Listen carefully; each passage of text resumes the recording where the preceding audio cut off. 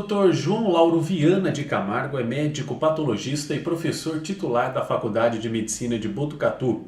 É membro de sociedades nacionais e internacionais de patologias toxicológicas, assessor ad hoc de agências de fomento e da Anvisa, pesquisador PQ2 do CNPq e ainda consultor da Organização Mundial da Saúde.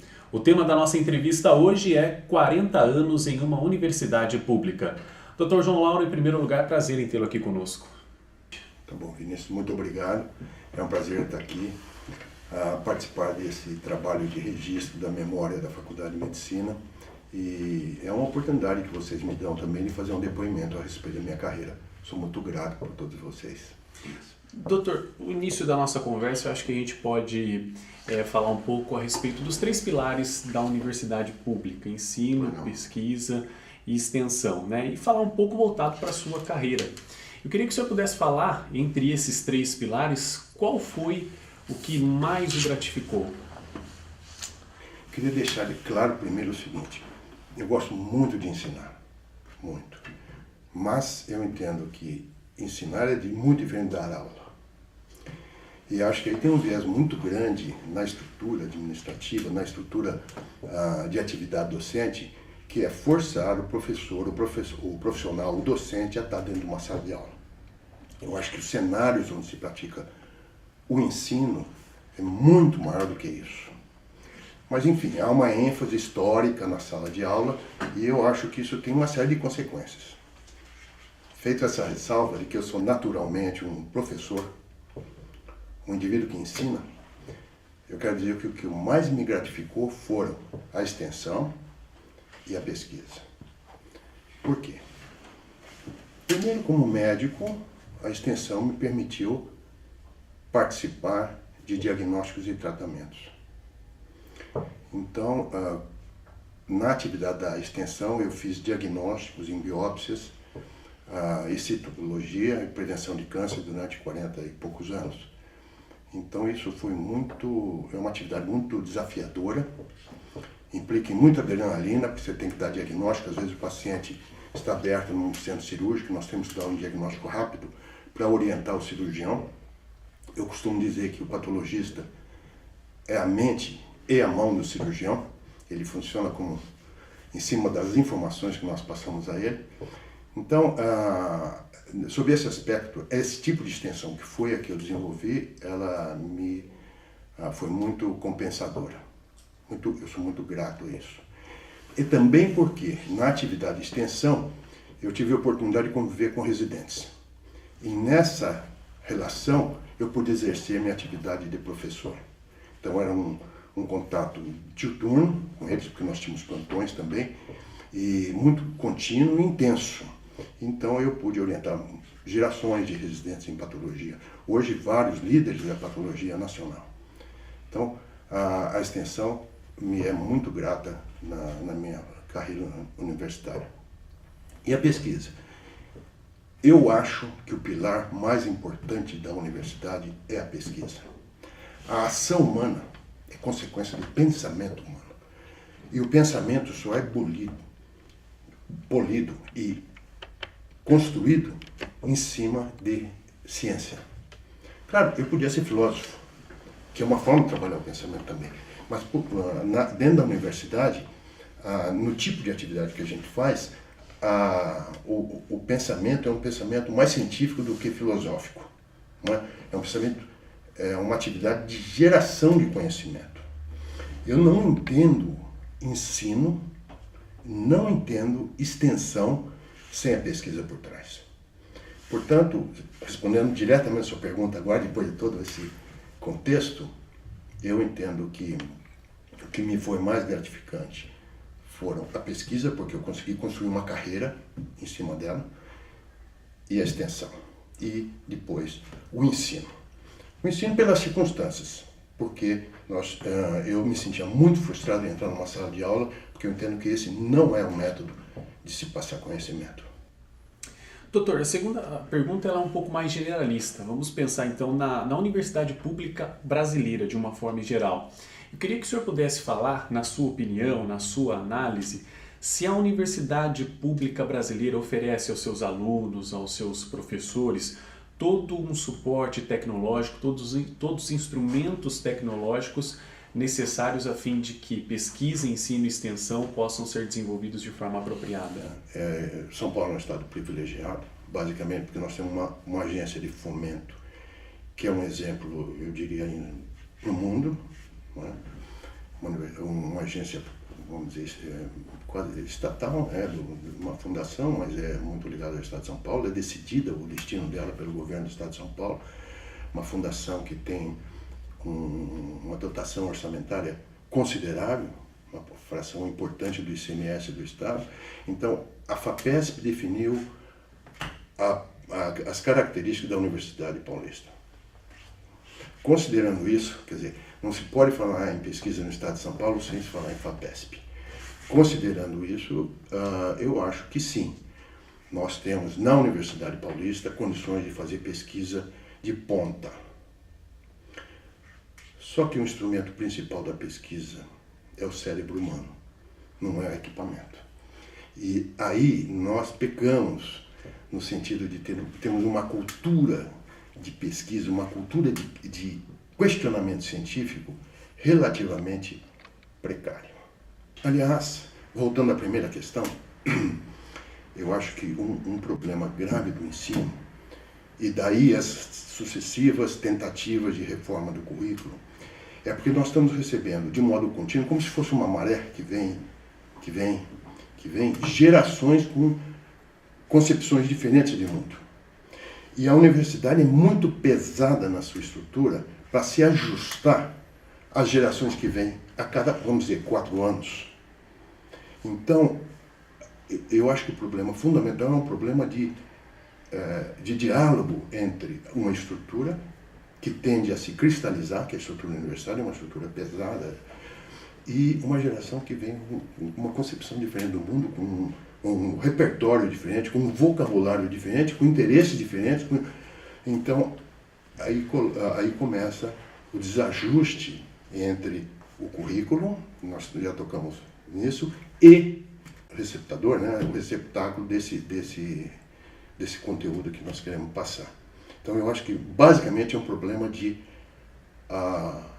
o que eu chamaria isso uma solução de continuidade, quer dizer, um espaço que há entre uma estrutura e seu cliente, que é o aluno.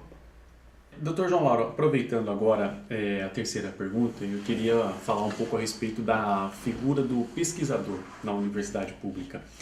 E queria que o senhor apresentasse a sua opinião sobre o processo de avaliação do pesquisador na universidade pública.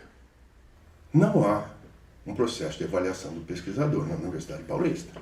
O que há é um processo de avaliação do docente que está comprometido com os 3 pilares da sua primeira pergunta. E a pesquisa é um deles. Então não há um processo de avaliação. Eu participei durante quase 2 anos da comissão de avaliação permanente da reitoria, ou da universidade, que é a comissão que avalia a produtividade docente, etc. Deveria ser uma comissão fundamental na geração de políticas da universidade. No entanto, essa comissão, o tempo que eu fiquei lá, se consumia em analisando os processos, eu diria assim, dos docentes mais problemáticos da universidade. Aqueles que não produziam, aqueles que burlavam o tempo integral, aliás, posso até fazer um comentário sobre isso. Eles estavam muito preocupados em que os docentes com a tendência ao tempo integral, então, eles ficavam preocupados com docentes que, além de fazerem suas atividades na universidade, tinham atividades extramuros e não eram previstas legalmente pelo contrato. De modo que não sobrava tempo para essa comissão de pensar como otimizar as condições de pesquisa, ensino e extensão dentro da universidade. E depois disso, sim, avaliar essa atividade docente. E não só do pesquisador, mas do docente e do extensor também, do camarada que vai para a periferia do sistema e interagir com a sociedade. Então, não há avaliação do pesquisador em si. Existe uma tentativa de quantificar a produção dele por publicações. Isso é sujeito a chuvas e trovoadas, tem uma série de críticas em cima disso, porque é muito reducionista esse tipo de abordagem. Então, eu resumo assim, não há uma avaliação do pesquisador pela universidade pública, não há uma avaliação adequada e os níveis universitários que deveriam estar preocupados com isso estão sendo consumidos por problemas menores, como o que eles chamam de bolha de tempo integral, o que eles chamam de docentes pouco produtivos. O que é uma pena, hein? Porque eles juntam nessas comissões, tirando, me excluindo, mas as pessoas mais comprometidas com o ensino e pesquisa da universidade levam para lá e eles ficam preocupados com os que não trabalham, em vez de se preocupar com os que trabalham. Doutor, para encerrar aqui a nossa entrevista, e eu até acho que a última pergunta ela é uma pergunta, imagino que para o senhor seja difícil de ser respondida, porque quando a gente avalia o currículo do senhor, a gente percebe a folha de serviços prestados que o senhor tem na universidade até fora dela. Eu queria que o senhor pudesse citar aqui para as pessoas que estão nos acompanhando um marco na sua carreira, um episódio que marcou o senhor de maneira bastante significativa. Mesmo aposentado, eu estou aposentado há 2 anos e continuo trabalhando, venho frequentemente na minha sala, tenho meu grupo de pesquisa, então posso dizer, estou há 42 anos aqui na faculdade. E se eu fosse pensar um episódio, eu teria muita dificuldade, porque eu participei dos momentos, não participei da fundação, mas participei ao longo de 42 anos de eventos fantásticos na história de uma instituição como a nossa. Quem viu o que era quando eu cheguei e viu o que é hoje, é um crescimento estupendo. Então é muito difícil pensar. Eu acho que esse processo, esse fenômeno que eu, às vezes participei até como protagonista, todo ele eu destacaria como fundamental. Eu tive o privilégio de ver uma instituição como essa ser formada, ser construída. Então era um pequeno hospital, com uma faculdade de medicina que agregou uma série de indivíduos empreendedores, idealistas, e que tinha uma visão muito particular do que era uma universidade. E ao longo desses 40 anos, por uma série de circunstâncias sociais, principalmente sociais, a faculdade de medicina começou, o hospital começou a crescer e tornou-se no que é hoje, de modo que o projeto que existia para a faculdade de medicina teve que se acomodar ao crescimento do hospital. Sem juízo de valor. Eu acho que a gente não pode colocar valores em história. É bom, é ruim e tal. A gente tem que analisar e procurar entender o que aconteceu. Então, esse processo, Vinícius, eu acho fantástico. Eu me sinto privilegiado de ter participado dele. Eu poderia pensar, desde a época da ditadura, quando eu vi esse hospital ser invadido por uma tropa que veio chamada de Bauru, para botar a molecada fora do centro acadêmico, vi colegas serem homenageados pela Academia Nacional de Medicina, vários colegas, várias oportunidades, colegas serem homenageados por isso. Eu vi inauguração de disciplinas muito especiais, muito originais, que não faziam parte do currículo e que depois se consolidaram dentro do currículo. Eu vi enfermarias inexistentes transformarem-se em enfermarias de primeira geração em termos de tecnologia, de assistência, publicações de colegas em periódicos científicos, jornais científicos de primeira linha no exterior. Então, poderia apontar várias coisas, mas é muito difícil. O processo foi muito bonito. Tem gente que não gosta, tem gente que gosta, eu acho que não é por aí. Porque nós temos que ter uma perspectiva histórica do que aconteceu. E eu acho que aconteceu uma coisa muito bacana, muito importante na Universidade Estadual Paulista, aqui em Botucatu. Dr. João Lauro Viana de Camargo, foi um prazer tê-lo aqui conosco. Obrigado pela presença, obrigado por ter aceito o nosso convite. Pois não, muito obrigado também. Novamente eu reitero meu agradecimento pela oportunidade.